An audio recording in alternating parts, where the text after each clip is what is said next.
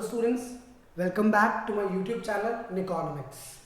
So in the previous lecture we have studied about domestic territory, right? Domestic territory मैंने आपको बताया था हमारी geographical boundary, international waters का portion, aircraft का portion और हमारी सारी embassies. So हम इन सबको प्लस करते हैं तो what we get our domestic territory. ठीक है. So जो डोमेस्टिक टेरिटरी था, how that was significant to us, क्योंकि जब हम डोमेस्टिक इनकम कैलकुलेट करते हैं तो डोमेस्टिक टेरिटरी में होने वाली इनकम को प्लस करते हैं। तो जो हमारी डोमेस्टिक इनकम में आता है, जैसे मैंने बताया था, अंडमान निकोबार की इनकम प्लस इंटरनेशनल वाटर पे जो भी हमें कोई फिशरमैन से जो इनकम आई वो पोर्शन, प्लस जो हमारी कंट्री के अंदर है वो तो ऑफ कोर्स ही बात है, प्लस जो भी हमारे फॉर एग्जांपल एम्बेसीज ने जो भी अर्न किया, तो जब हम इन सारी इनकम्स को ऐड कर देते तो what we get domestic income. So today we are going to study about normal resident.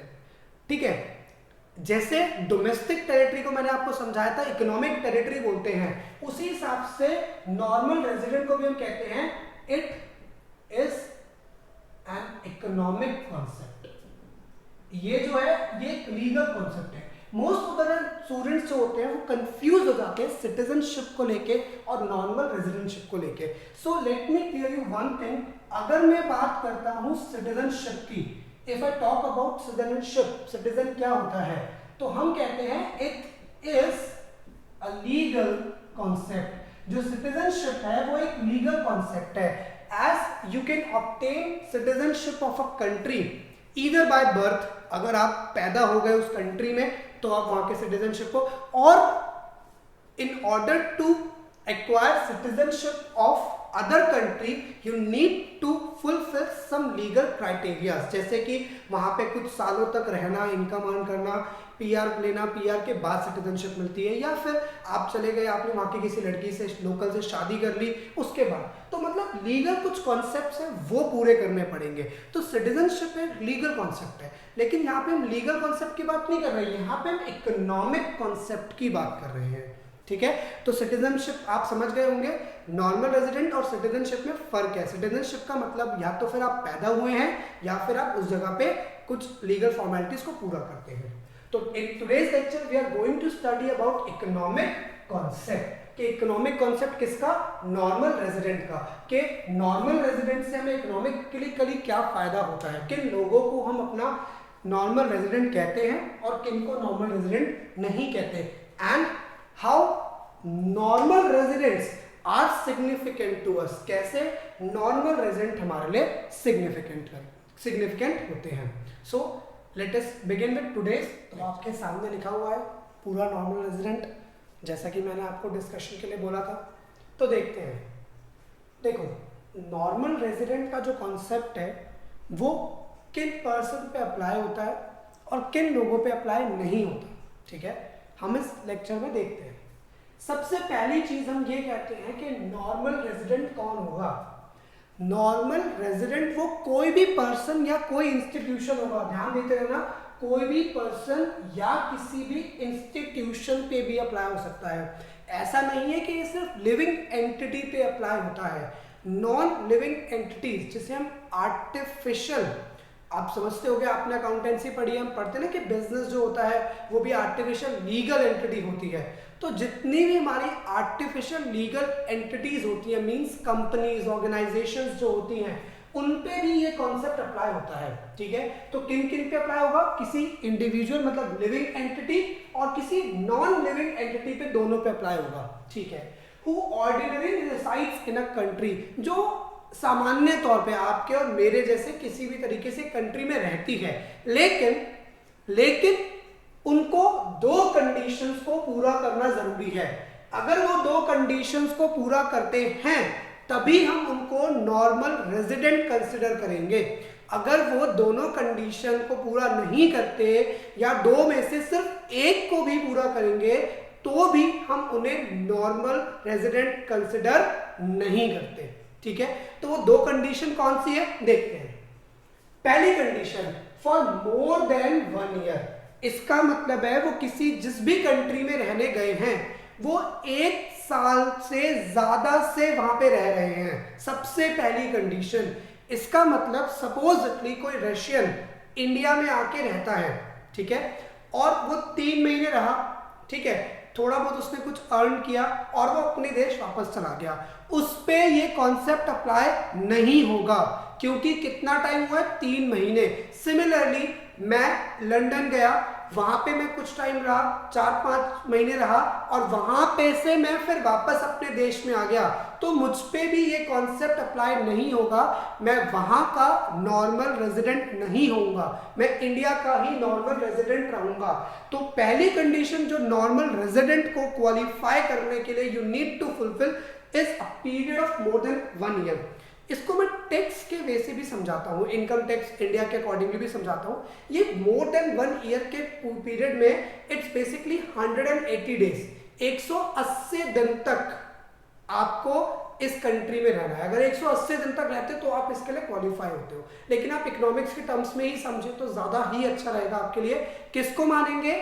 जो 1 साल से ज्यादा से एक कंट्री में रहता है, 1 साल से ज्यादा से, पहली चीज। अब 1 साल से ज्यादा से रहने के साथ साथ एक कंडीशन और फुलफिल करनी है, सेंटर ऑफ इकोनॉमिक इंटरेस्ट। इसका मतलब इकोनॉमिक इंटरेस्ट का मतलब क्या होता है? इकोनॉमिक इंटरेस्ट मतलब वो interest which is related to money. आपका जो इंटरेस्ट है मनी से रिलेटेड होना चाहिए। अगर आप उस कंट्री में 1 साल से ज्यादा से हैं और आपका पैसों का लेन देन भी उसी कंट्री का है, ठीक है, पैसों का लेन देन मतलब आप अर्न वहीं करते हैं, आप स्पेंड वहीं करते हैं, और जो भी आपकी सेविंग्स है, जो आप एक्यूमुलेट करना चाहते हैं, जो भी छोटी मोटी शेयर स्टॉक्स में जिससे आप इंडिविजुअल लेवल पे इन्वेस्टमेंट बोलते हो, वो इन्वेस्टमेंट भी इसी के पार्ट होती है। तो मतलब पहली बात, आप 1 साल से ज्यादा से वहां पे रह रहे हो, प्लस आपका पैसों का लेन देन भी वहीं का होना चाहिए।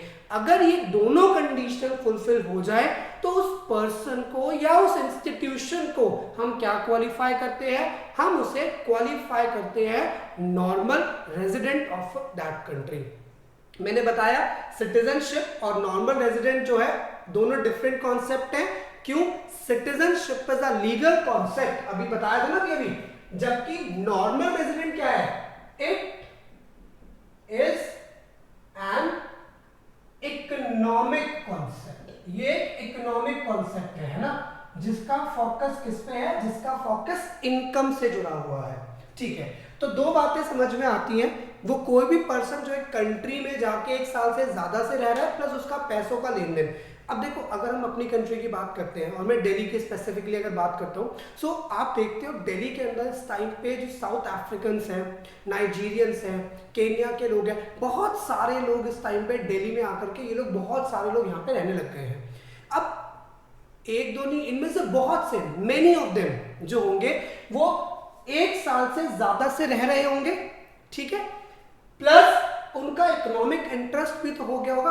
देखो, हमें नहीं पता सबके बारे में, लेकिन कुछ तो ऐसे होंगे जिन्होंने कुछ ना कुछ अर्न करना, स्पेंड करना, यहाँ पे एक्यूमुलेट करना शुरू कर दिया होगा, ठीक है। जहां मैं रहता हूँ वहां पे मैं एक पर्सन को जानता हूँ, वो साउथ अफ्रीका से नाइजीरियन है, ठीक है, वो नाइजीरियन है और उसे यहाँ रहते हुए 5 साल हो गए। It's been 5 years since that fellow is living in Delhi. उसके साथ साथ वो अर्न भी करता है, is running a shop, okay, cosmetic shop वो रन करता है, तो अर्न कर रहा है, स्पेंड कर रहा है, और उसके बच्चे लोकल स्कूल में पढ़ भी रहे हैं, तो इसका मतलब वो कुछ एक्यूमुलेट भी कर रहा होगा। तो दोनों कॉन्सेप्ट उस पर अप्लाई होते हैं, तो उसी पर्सन को हम नॉर्मल रेजिडेंट कहते हैं, ठीक है। तो ये कॉन्सेप्ट बहुत इंपॉर्टेंट है नेशनल इनकम को समझने के लिए, इसे बहुत ध्यान से समझना। अभी बताया था मैंने, नेशनल इनकम को समझने के लिए नॉर्मल रेजिडेंट का बिल्कुल पता होना जरूरी है, ठीक है। अब इंपॉर्टेंट पॉइंट्स है कुछ नॉर्मल रेजिडेंट्स के बारे में, ये देख लेते हैं। पहला point, this concept applies to both individual as well as institution which we have discussed earlier, है ना। ये कॉन्सेप्ट दोनों पे अप्लाई होगा, इंडिविजुअल पे भी अप्लाई होगा और एक इंस्टीट्यूशन पे भी अप्लाई होगा, दोनों पे अप्लाई होगा, ठीक है। ये तो डिस्कशन कर चुके हैं। इसका नेक्स्ट है वो चीज ध्यान देखो, वो कह रहा है it includes citizens and non citizens. अब सिटीजंस नॉन सिटीजंस का मतलब क्या है? देखो, कोई 1 साल से आके इंडिया में रह रहा है तो थोड़ा ना उसको सिटीजनशिप मिल जाएगी, है ना। मैं इंडिया बॉर्न हूं, मैंने आपसे कहा सिटीजनशिप क्या है? Legal concept. कैसे? क्योंकि ये आपको बाय बर्थ मिलती है या फिर कुछ लीगल फॉर्मेलिटीज करने के बाद आपको किसी कंट्री की सिटीजनशिप मिलती है। अब 1 साल में तो कहीं की सिटीजनशिप मिल नहीं जाएगी, अनलेस एंड अनटिल आप जाकर के लंदन में चला जाओ और लंदन में किसी लड़की से शादी कर लो तो एक अलग बात है, वहां पे गवर्नमेंट कहती है भैया 3 साल तक साथ रहना तुम्हें, तो 1 साल में तो वैसे भी सिटीजनशिप नहीं मिलती आपको। तो ये सिटीजन पे भी अप्लाई होगा और नॉन सिटीजन पे। देखो सिटीजन पे कैसे होगा ये तो आपको पता ही है, भैया हम तो यहीं के हैं तो हम तो नॉर्मल रेजिडेंट ही हुए, सिटीजन तो है ही और नॉर्मल रेजिडेंट भी हैं हम, है ना। तो एक पर्सन, यहां से एक चीज समझने को आती है, एक पर्सन एक कंट्री का सिटीजन भी हो सकता है और एक कंट्री का नॉर्मल रेजिडेंट भी हो सकता है। ये क्वेश्चन एक बहुत अच्छा क्वेश्चन है, सुनना। Can a person be classified as a citizen as well as a normal resident of another country?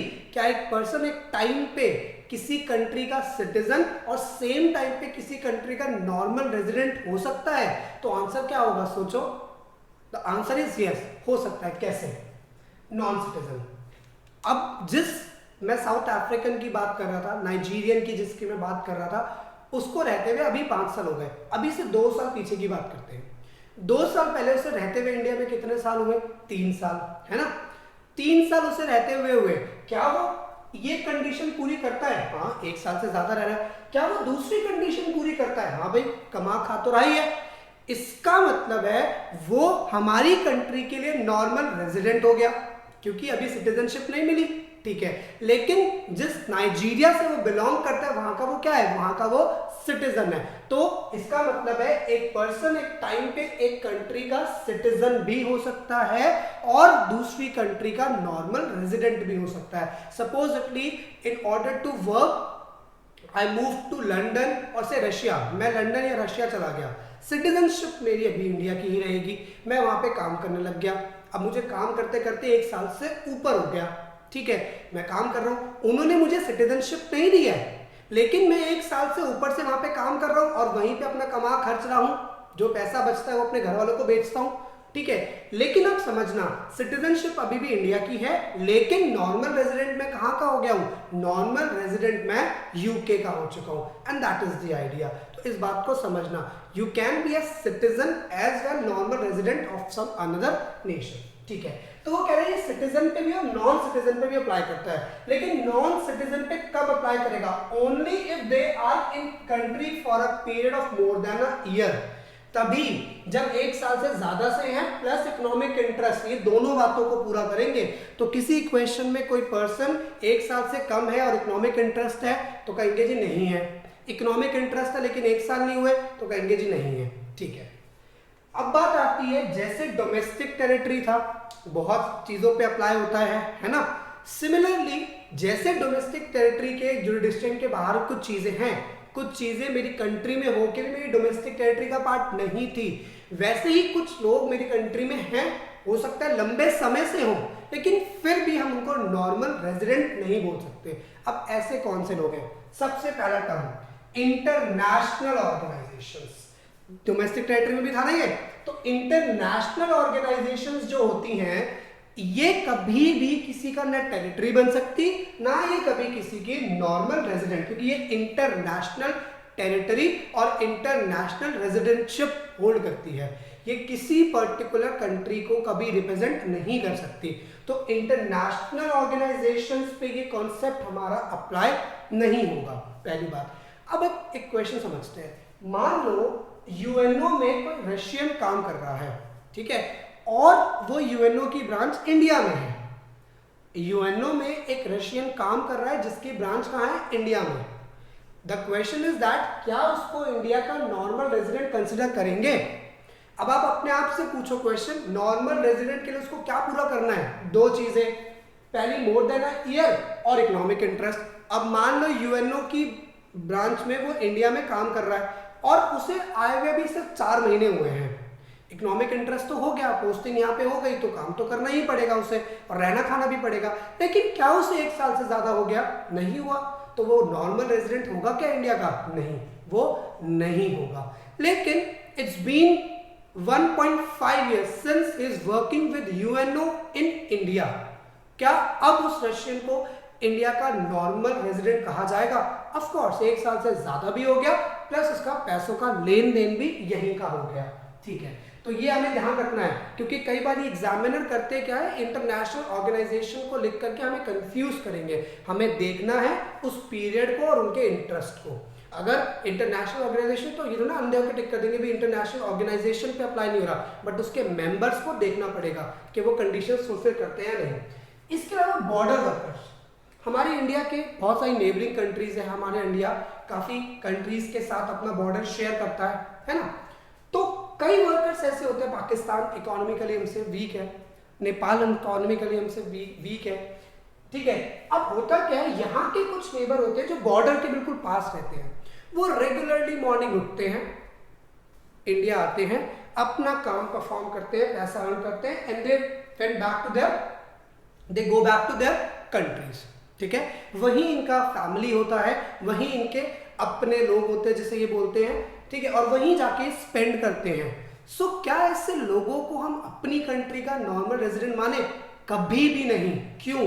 क्योंकि कभी लाइफ टाइम ये more than a year reside हमारी कंट्री में नहीं करेंगे। हमने क्या कहा, person institution who already resides, reside करना चाहिए। क्या ये रिसाइड कर रहे हैं? No, they are not residing in our nation, just ये वो भी अर्न करने आते हैं, अर्न करते हैं, स्पेंड वापस अपने देश में जाके करते हैं ये। तो हम इन लोगों को भी कभी भी अपने कंट्री का नॉर्मल रेजिडेंट्स नहीं मान सकते। दो लोग हो गए।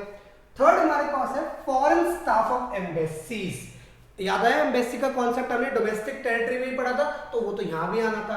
तो अगर फॉरेन स्टाफ है एम्बेसी में, ऑफिशियल्स में, डिप्लोमेट्स में, या कोई आर्म्ड फोर्सेस, याद है ना मिलिट्री एस्टैब्लिशमेंट एक टॉपिक था, तो वही। अब ये तो ऑब्वियस सी बात है, कहीं भी रहेंगे, है ना, ये कहीं भी रहेंगे, ये रहते अपने देश के ही हैं, क्योंकि इनका पर्पस ही अपने देश को सर्व करना है। तो इनको तो हम बिल्कुल भी नहीं छेड़ सकते, बिल्कुल भी नहीं छेड़ सकते, ठीक है। तो ये तो अपनी कंट्री के ही रहने वाले हैं, ठीक है।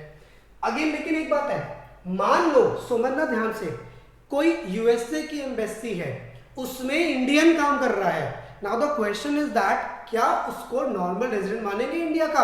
ऑफ कोर्स मानेंगे, ऑफ कोर्स मानेंगे, क्योंकि वो कहां रह रहा है? रहता तो इंडिया में ही है, रहता इंडिया में है, खर्च भी इंडिया में करता है, एक्यूमुलेट भी इंडिया में करता है ना। लेकिन क्या उसकी इनकम को इंडिया की डोमेस्टिक इनकम मानेंगे? सोचो ध्यान से। वो जो इंडियन है, वो यूएसए की एम्बेसी जो कि दिल्ली में है, वहां पे काम कर रहा है, क्या उसकी इनकम को डोमेस्टिक इनकम ऑफ इंडिया का पार्ट मानेंगे? सोचो, डोमेस्टिक इनकम कब होती है? जब डोमेस्टिक टेरिटरी में हो। और एम्बेसी क्या मेरी टेरिटरी फॉर्म करती है? कभी नहीं। तो उसकी इनकम इंडिया की डोमेस्टिक इनकम नहीं होगी, उसकी इंडिया इनकम कौन सी होगी?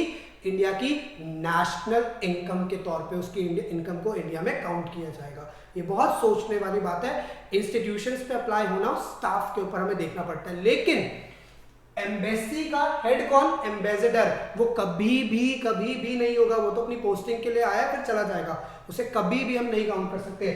सिमिलरली ऑफिशियल डिप्लोमेट्स, डिप्लोमेट कौन होते हैं? जैसे मान लो कोई एक आईएमएफ की कोई कॉन्फ्रेंस हुई, ठीक है, तो आईएमएफ की कॉन्फ्रेंस में हमारे मोदी जी ने कुछ सिलेक्टेड आईएफएस ऑफिसर्स को भेज दिया कि भाई तुम एक बार जाके देखो, ठीक है, तो उन्हें डिप्लोमेट्स कहा जाएगा। देखो, हर एम्बेसडर जो है वो डिप्लोमेट है, लेकिन हर डिप्लोमेट एम्बेसडर नहीं होता। एम्बेसी का जो हेड है वो एम्बेसडर है, लेकिन कंट्री के ऑफिशियल पर्पस से जो भी विजिट करने जाएगा सेंट्रल गवर्नमेंट की तरफ से, उसे डिप्लोमेट कहा जाएगा। तो ambassador is just a rank, okay. तो आर्म फोर्सेस, अगेन वही चीज, सेम डोमेस्टिक टेरिटरी वाला कॉन्सेप्ट। आर्म फोर्सेस कैसे हो सकते हैं? They will serve their nation only, okay. तो इन पे भी अप्लाई नहीं होगा। And last, person going abroad for medical treatment. जैसे आपको याद होगा कि युवराज सिंह को कैंसर हुआ था, ठीक है, तो they went to USA for their treatment. वो फॉरेन गए थे अपने ट्रीटमेंट के लिए। I am not sure about USA और maybe London, you can check it out. तो वो गए थे, फॉरेन गए थे अपनी ट्रीटमेंट के लिए। वो ट्रीटमेंट के लिए उनको 1 साल से ज्यादा लगा। अब आप सोचो, ठीक है, मानते हैं 1 साल से ज्यादा लगा, लेकिन क्या इकोनॉमिक इंटरेस्ट वहां का था? नहीं, वो जस्ट वहां पे अपने मेडिकल ट्रीटमेंट के लिए गए थे, वो अपने सिर्फ ट्रीटमेंट के लिए गए थे, अपने इलाज के लिए गए थे। उनका कोई ऐसा नहीं था कि यहीं बस जाता हूं मैं, यहीं खाऊंगा, यहीं रहूंगा, ऐसा कुछ नहीं था। तो अगर आप मेडिकल, मतलब आप अपने ट्रीटमेंट के लिए जाते हो, तो भी आप रेजिडेंट नहीं हो, ठीक है। स्पोर्ट्स के लिए जाते हैं, इतने हमारे इंडियन क्रिकेट टीम है, फुटबॉल टीम है, ये लोग जाते हैं फॉरेन में खेलने के लिए, लंबा टाइम 3-3 4-4 महीने कई बार लग गए। मान लो कोई आईपीएल जैसे वहाँ पे कोई ऐसे ही लीग, जैसे हमारे यहाँ प्रीमियर लीग चल रही है वैसे वहाँ कोई चल रही है, लग गया टाइम, लेकिन इन पे ये कॉन्सेप्ट अप्लाई नहीं होगा। क्यों नहीं होता? क्योंकि ये अपनी नेशन को रिप्रेजेंट करने जाते हैं, ठीक है। कोई स्टडी के लिए जा रहा है, स्टडी के बारे में ध्यान से समझना। सपोजिटली आपने अपनी कोई भी 12th कंप्लीट करी, ग्रेजुएशन कंप्लीट करी, और अब आप सोच रहे हो कि that for further studies you want to move to abroad, say you want to move to say Australia, आप ऑस्ट्रेलिया जाना चाहते हो अपनी फर्दर पढ़ाई के लिए, ठीक है। और आपने मास्टर्स के लिए चुना तो 2 साल के लिए जाओगे, ग्रेजुएशन के लिए चुना तो 3 साल के लिए जाओगे, ठीक है। मान लो 3 साल के लिए आप गए, हम भी जानते हैं 90% केसेस में हम लोग फॉरेन जाना चाहते हैं मेन अर्न करने के लिए। वेरी फ्यू आर देयर जो एक्चुअली पढ़ने के लिए जाना चाहते हैं। हम तो ये चाहते हैं कि भैया जाऊँ, वहाँ पे जाऊँगा, बढ़िया कमाऊँगा, गाड़ियाँ वाड़ियाँ धोऊंगा, जैसे भी करके पैसा कमाना है मैंने, तो बस यहाँ से निकलूँ मैं।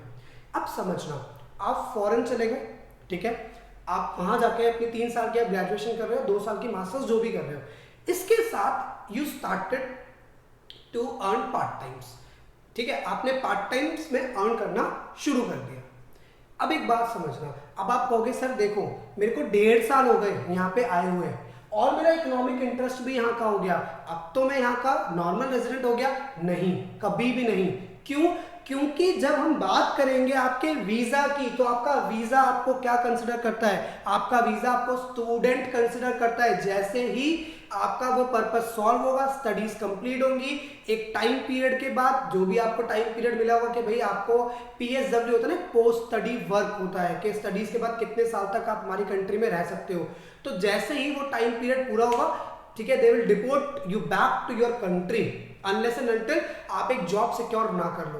तो मतलब आप तो हो नहीं वहां के, क्योंकि आपको 1.5 साल हो गया, काम भी कर रहे हो, लेकिन आपका मेन पर्पस आपके हिसाब से नहीं, आपके वीजा के हिसाब से क्या है? आपके वीजा के हिसाब से आपका मेन पर्पस है टू स्टडी। तो वो आपको नॉर्मल रेजिडेंट पहले दिन से ही नहीं कंसिडर कर ले। आप बैठ के नोट छापने की मशीन लगा दो, वहां पे जितना मर्जी छाप लो, दिन रात काम करके, और इवन दो वहां पे भी तो लिमिट होती है काम करने की, 4 hours in a day. That means एक हफ्ते में लीगल तौर पे you can work for 20 hours, that's it. इसके अलावा वो लोग इलीगल भी काम करते हैं। कोई कहेगा उससे मेरा भाई गया इलीगल काम कर रहा है। इलीगल हर जगह होता है, जो पकड़ा जाए वही चोर है, उठा के वापस फेंक देंगे जिस दिन पता चल जाएगा कि भैया 20 घंटे से ज्यादा काम कर रहे हो तुम। So that is the idea, ठीक है। इकोनॉमिक इंटरेस्ट तो ना, फुल्ली इकोनॉमिक इंटरेस्ट है ना कि 4 घंटे काम करूंगा, ऐसा थोड़ी ना होता है। तो स्टडी वालों को हो सकता है 3 साल 4 साल हो जाए, और ये भी हो सकता है कि बीच में वो अर्न भी करने लग जाए। अनडाउटली वो करते हैं, लेकिन उन्हें कंसिडर नहीं किया जाएगा, क्योंकि उनका वीजा जो परमिट किया गया है वो किसके बेसिस पे? स्टूडेंट, पढ़ाई के। हाँ, अब आपको 3 साल हो गए ग्रेजुएशन कंप्लीट करके, 3 साल खत्म कर दिया आपने, या आपने अपनी मास्टर्स के 2 साल खत्म कर दिए। अब you started looking for work, आप ढूंढना शुरू हो गए काम के, भाई कोई काम मिल जाए, कोई काम मिल जाए। सपोजिटली आपको काम मिल भी गया, ठीक है, ग्रेटफुली होपफुली आपको काम मिल गया, फॉर्चुनेटली आपको काम मिला। अब काम करते हुए आपको 1.5 साल हो गए वहां पे, अपनी पढ़ाई कंप्लीट करने के बाद आप काम कर रहे हो और आपको 1.5 साल हो गए। क्या अब मैं आपको नॉर्मल रेजिडेंट कंसिडर कर लूं? हाँ, क्योंकि आपका वीजा अब तक कन्वर्ट हो चुका होगा किसमें? वर्क वीजा के अंदर। आप अपना काम अपना लगवा लेते हो कि जी मेरे को वर्क वीजा दे दो, क्योंकि मेरे को रहते हुए टाइम हो गया, मुझे काम मिल गया है। That is the idea. तो जब तक स्टूडेंट वीजा पे हो तब तक आप कितना भी छोट छाप लो, $1 मिलियन छाप लो, आप कैसे भी करके आपको कंसिडर नहीं किया जाएगा नॉर्मल रेजिडेंट। बिजनेस वीजा पे गए हो, वर्क वीजा पे गए हो, तो that is something different issue, क्योंकि उसमें इंटरेस्ट ही इकोनॉमिक है। सिमिलरली पिलग्रिमेज, कोई पर्सन है जो कहता है कि चलो मैं पूरे हज की यात्रा को जाता हूँ।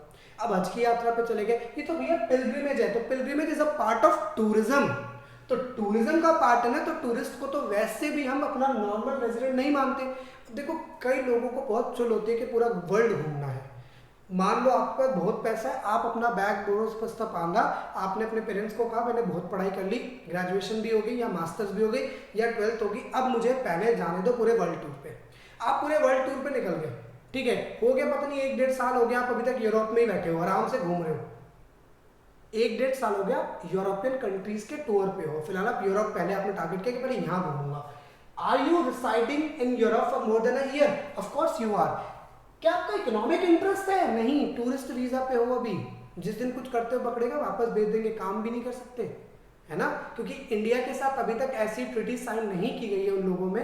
देखो कई कंट्रीज की ना आपस में म्यूचुअल अंडरस्टैंडिंग है, जिसमें क्या होता है टूरिस्ट वीजा मिलता है, हॉलिडे वीजा बोलते हैं, प्लस उसमें काम भी अलाउड है, बट इंडिया के साथ नहीं है। तो आपको कोई अलाउड नहीं है, और अलाउड हो भी जाए तो भी टूरिज्म पहला पर्पस है, 3 महीने तक काम करोगे और 3 महीने का टूरिस्ट वीजा होता है, फिर वापस अपने घर चले जाओ, यही तो होता है। So that is the idea. तो इन पे भी ये कॉन्सेप्ट अप्लाई नहीं होता। सो this is a concept of normal resident. तो जब हमें ये पता चल जाता है कि कौन हमारे नॉर्मल रेजिडेंट हैं, तो ये हमें किस चीज में हेल्प करता है, ये कॉन्सेप्ट हमें हेल्प करेगा to figure out our national income. कैसे?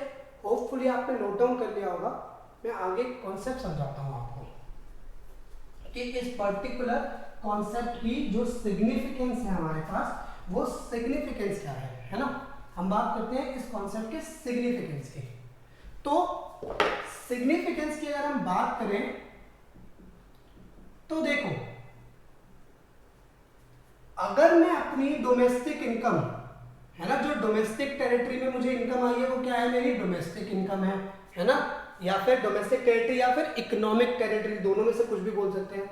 तो डोमेस्टिक इनकम में अगर मैं प्लस कर दूं कौन सा पैसा, वो सारा पैसा जो कौन अर्न करते हैं, नॉर्मल रेजिडेंट्स अर्न करते हैं, तो उसे हम क्या बोलेंगे, उसे हम बोलेंगे नेशनल इनकम।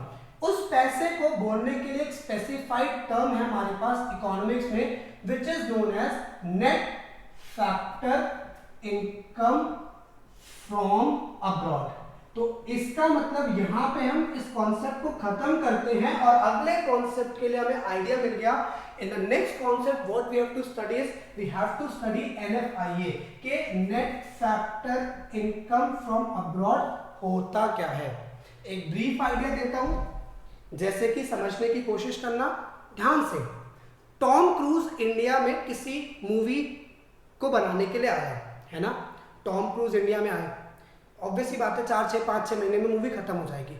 उनका पैसा इंडिया की डोमेस्टिक इनकम होगा, हाँ भैया इंडिया में आए तो होगा, लेकिन क्या उनका पैसा इंडिया का नॉर्मल रेजिडेंट का पार्ट माना जाएगा? नहीं, 1 साल से पहले चलेगा, इकोनॉमिक इंटरेस्ट भी नहीं है। तो ऐसे जितने भी पैसे हैं जो फॉरेनर्स यहाँ से आके अर्न कर जाते हैं और अपने देश ले जाते हैं, हम उनको वापस कर देते हैं। लेकिन मान लो अक्षय कुमार, ठीक है, अक्षय कुमार लंदन गए या वो गए हॉलीवुड जाके उन्होंने किसी मूवी की शूटिंग करी और वहां से उन्हें पैसा आया, क्या इंडिया का डोमेस्टिक इनकम है? नहीं, यूएसए से अर्न किया है, कैसे हो सकता? नहीं है।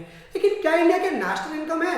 ऑफ कोर्स, क्योंकि वो वहां के अभी नॉर्मल रेजिडेंट तो नहीं हुए ना, क्योंकि अभी उनको यूएसए का 1 साल नहीं हुआ पूरा और ना उनका इकोनॉमिक इंटरेस्ट भी है। चलो मान लेते हैं कि मूवी को कंप्लीट होने में 2 साल लग गए, लेकिन इकोनॉमिक इंटरेस्ट तो तब भी उनके हमारी कंट्री का है ना। देखो अक्षय कुमार को कॉन्सेप्ट को वैसे मत सोचना, क्योंकि अक्षय कुमार को जो परमानेंट रेजिडेंटशिप मिली हुई है वो कनाडा की है, तो इसलिए जो स्टूडेंट्स इसको देख रहे हो जिनको ये पता है वो एकदम मत देना अक्षय कुमार की जगह जॉन अब्राहम को रख लो चाहे तो, ठीक है। तो क्योंकि अभी तक सिटीजनशिप किसकी है, वो इंडियन नेशनल है। क्योंकि अगर मैं बात करूं जॉन अब्राहम को लेकर के, तो जॉन अब्राहम कौन है? Indian national. उनको अभी तक किसी और कंट्री की सिटीजनशिप नहीं मिली है और ना ही उनका इकोनॉमिक इंटरेस्ट चेंज हो गया हॉलीवुड जाकर के। बाद में अगर परमानेंटली शिफ्ट हो जाए तो बात अलग है, जब तक नहीं तब तक उनकी इनकम इंडिया की इनकम है। तो जब हम ऐसे ही पूरे वर्ल्ड से जो इंडियंस ने पैसा कमाया, पूरे वर्ल्ड से जो इंडियंस ने पैसा कमाया वो अपनी कंट्री ले आए और उसमें से माइनस कर दे वो सारा पैसा जो इंडिया ने फॉरेनर्स को दिया, चाहे किसी भी तरीके से, चाहे वो इंडिया करके दे दिया, चाहे वो इंडिया के बाहर से कैसे भी भेजा गया लीगल तौर पे, जितना पैसा इंडियंस ने लीगल तौर पे बाहर के देशों से कमाया माइनस जितना पैसा इंडियंस ने बाहर के देश वालों को दे दिया, उन दोनों के डिफरेंस को हम कहते हैं NFIA। बाकी फर्दर इसके बारे में डिटेल में हम पढ़ेंगे एग्जैक्टली ये क्या है, ठीक है। तो आपको समझ में आया, जॉन अब्राहम का पैसा प्लस कर दो, माइनस कर दो टॉम क्रूज का पैसा, तो डोमेस्टिक इनकम में प्लस कर दूंगा ये दोनों ट्रांजैक्शंस को, एक को प्लस एक को माइनस, तो what I will get my national income, ठीक है। So this is the concept of normal resident. तो concept of normal resident hopefully आपको समझ में आ गया। इंडियन नेशनल सिंपली कह सकते हो आप। डोमेस्टिक इनकम फोकस किस पे करती थी? डोमेस्टिक इनकम का फोकस था where the output has been produced. इसका फोकस किस पे होता है? इसका फोकस होता है भैया किसने, कहाँ प्रोड्यूस किया गया, कहाँ। अगर लंदन में है, इंडियन ने किया है तो मुझे फर्क नहीं पड़ता, क्योंकि लंदन में है तो डोमेस्टिक नहीं मान सकता, तो कहाँ से फर्क पड़ता है इसको। लेकिन नेशनल को किससे फर्क पड़ता है? By whom income has been generated, किसके थ्रू इनकम को जनरेट किया गया। If that fellow is an Indian national और से इंडियन नॉर्मल रेजिडेंट, अगर वो इंडियन सिटीजनशिप होल्ड करता है या फिर वो नॉर्मल रेजिडेंटशिप होल्ड करता है, तो उसके पैसे को इंडिया अपना पैसा मान लेगा, राइट। तो जब हम इसकी बात करते हैं तो हम बात करते हैं उस पर्सन के कंसर्न आइडेंटिटी की, कि उसकी आइडेंटिटी क्या है। और जब हम डोमेस्टिक की बात करते हैं तो हम बात करते हैं हमारे आउटपुट की। होपफुली आपको समझ में आ गया होगा, ठीक है। That's all for today's lecture. In the next lecture, we are going to study about NFIA. It's a very significant concept regarding your national income. ठीक है?